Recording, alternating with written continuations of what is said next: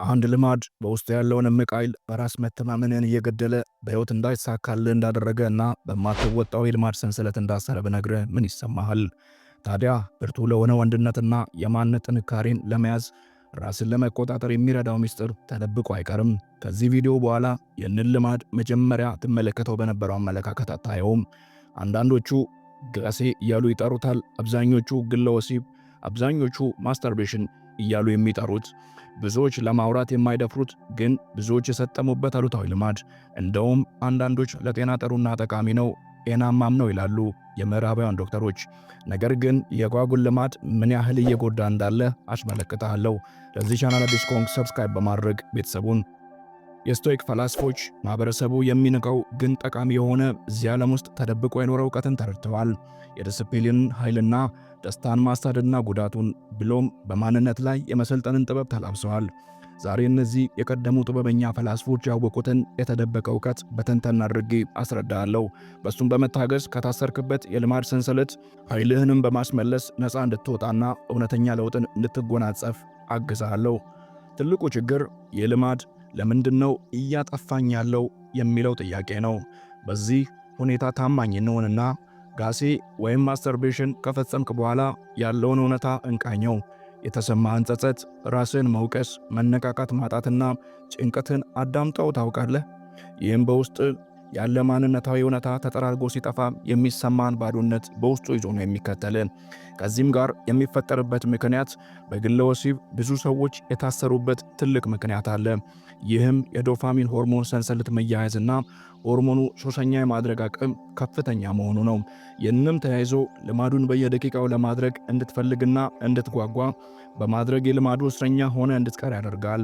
ልክ እንደ ሌሎች ሱሶች አሉታዊ ወይም ደግሞ መጥፎ ውጤቶቹ በአካል ላይ በጭንቀት፣ በድባቴ፣ በህመም እየተጋለጠ ይመጣል።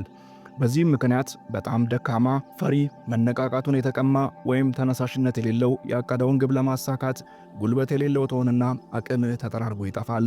ይህ የሚሆንበት ምክንያት ደግሞ አእምሮ በግለ ወሲብ ምክንያት በተመነጨው የሽልማት ሆርሞን ሽልማቱን አስቀድሞ ስለተቀበለና ከዚያ በኋላ ሌላ ሥራ ስትሰራ ወይም ክንዋኔ ለማከናወን በምትነሳበት ጊዜ ላንተ የተዘጋጀ ሽልማት ወይም የሚያነቃቃ የዶፓሚን መጠን ስለሌለው ነው።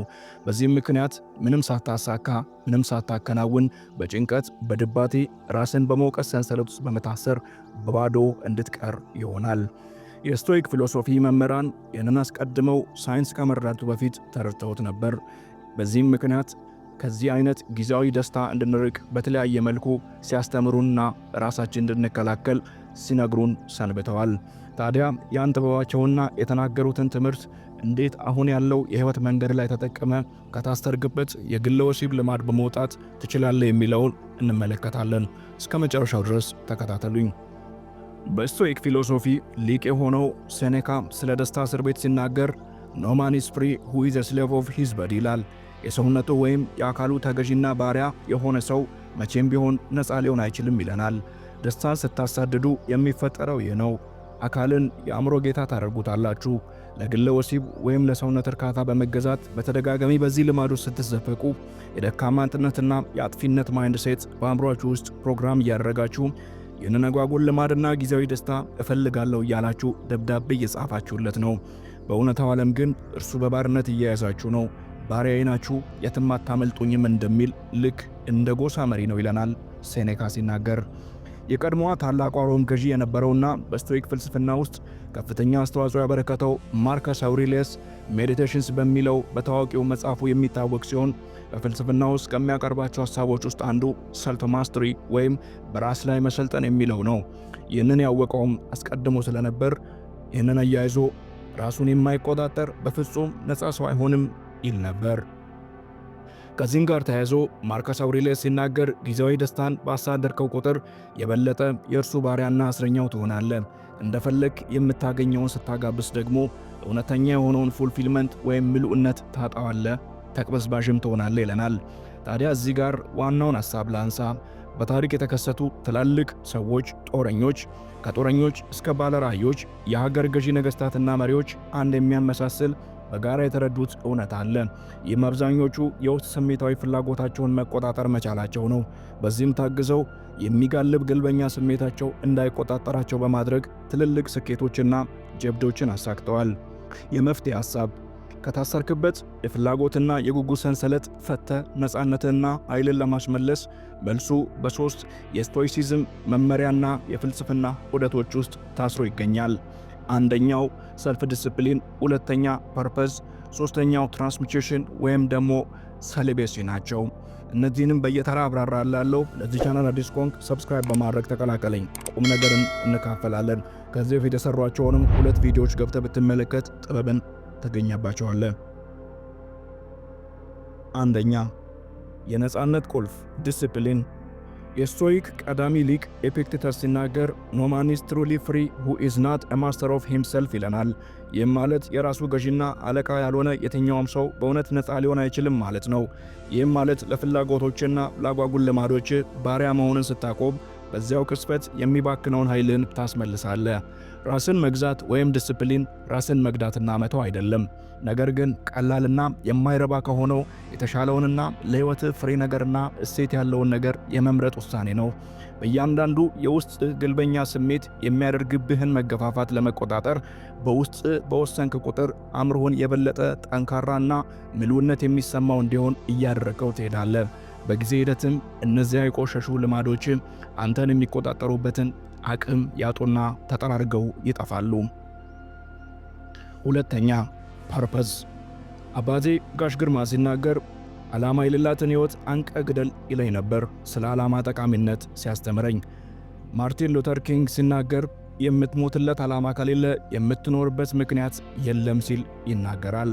የስቶይክ ፈላስፎች ላይፍ ዊዛውት ፐርፐዝ ኢዝ ላይፍ ዌስትድ ይሉናል። ዓላማ የሌለው ሕይወት የባከነ ነው እንደማለት ነው። በዚህም ምክንያት ነው ብዙዎች በዚያ ጓጉል ልማድ ታስረው የሚቀሩት። የዚህ ውስጥ በሚኖራቸው ኃይላቸውን አያይዘው ቻነል የሚያደርጉበትን ወይም ደግሞ የሚጠቀሙበትን ጠቃሚና ተደራሽ የሆነ ዓላማ ማጣት። እስኪ ያስቡት፣ የሆነ አሁን ካላችሁበት ቦታ የሚያስፈነጥራችሁ ዘውትር መቀመጥ የሚከለክል ሁሌ ቢዚ የሚያደርጋችሁ የሆነ ሥራ ቢዝነስ ቢኖራችሁ ኖሮ አሁን ኃይላችሁን እያባከናችሁት ባላችሁበት መንገድ የምትቀጥሉበት ይመስላችኋል? በፍጹም አይሆንም።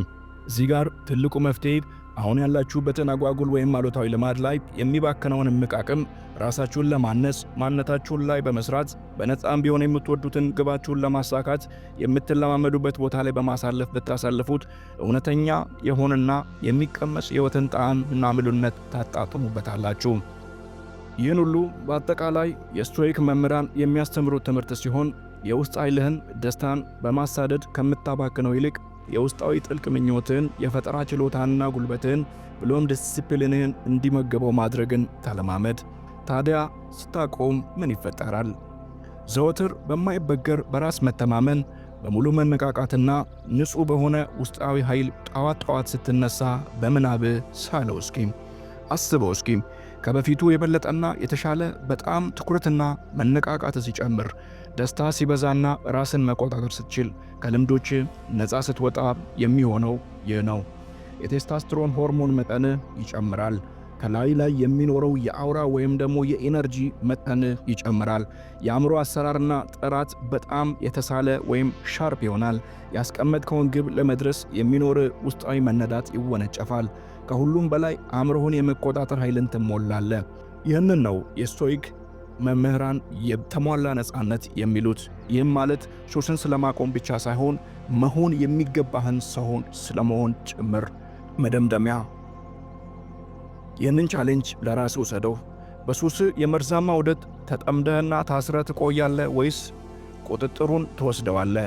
ወይስ ጥቅም አልባ የሆኑት ልምዶች እምቅ አቅምህን እያየህና እያወቅ ሲወስዱብህና ሲመዘብሩ ባዶን ሲያስቀሩና ባዶነትህን ተሸክመ ስትዞር ዝም ብለህ ትመለከታለህ? ወይስ ልምዶች በአንተ ላይ አዛዦች ሲሆኑ ታያለህ? ወይስ የልምዶች አዛዥ ትሆናለህ? ምርጫው ያንተ ነው። የልምዶች አዛዥ መሆን የምትችልበት ብቃት በአእምሮ ውስጥ አለ። ስለዚህ ይህንን አስታውስ። የትኛውም በታሪክ የተወሳ ትልቅ ሰው በፍላጎቶቹ የተነዳ አይደለም። ዓለምን የቀየሯትም በራሳቸውና በስሜታቸው ላይ የሰለጠኑት ናቸው። ይህንን ማድረግ የምትፈልግ ከሆነ ወዲያው በውሳኔ የጸና ሁን። ይህንንና የመሰሉ ጥበቦችን ማግኘት የምትፈልግ ከሆነ ከዚህ ቻናል ጋር ቤተሰብ ሁን። ይህንን ስታደርግ የደወል ምልክቷን ተጫነው። በመቀጠል ደግሞ ቪዲዮ ለሌሎች ሰዎች እንዲዳረስ ላይክ አድርግ። ኮሜንት ካለ ኮሜንት መስጫው ላይ ጻፍልኝ። ስልጠና የምትፈልጉ ወንድሞችና እህቶች ቪዲዮ ማል በምታገኙ ስልክ ከኔ ጋር በመደወል ዳይሬክትሊ ኮሙኒኬት በማድረግ ስለ ፓራዳይም ሽፍት፣ ሰብኮንሺየስ ማይንድ ፕሮግራሚንግ፣ ሃቢት ሪፕሮግራሚንግ፣ አሉታዊ ሱሶችን ስለማስወገድ እንዲሁም ደግሞ ውስጥን ቅዱ ስለማድረግና ሌሎች ሪሌት የሚያደርጉ ሰልፍ ማኔጅመንት እንዲሁም ደግሞ ዲፕሬሽን፣ አንዛይቲ ማኔጅመንት ጋር የሚገናኙ ስልጠናዎችን የምታገኙ ይሆናል። ቀሪ ሰዓታችሁ ደስ የሚል እንዲሆን እመኝላችኋለሁ። አብሬያችሁ የነበርኩት ዝናቡ ግርማ ነበርኩኝ። ቸር ቆዩልኝ።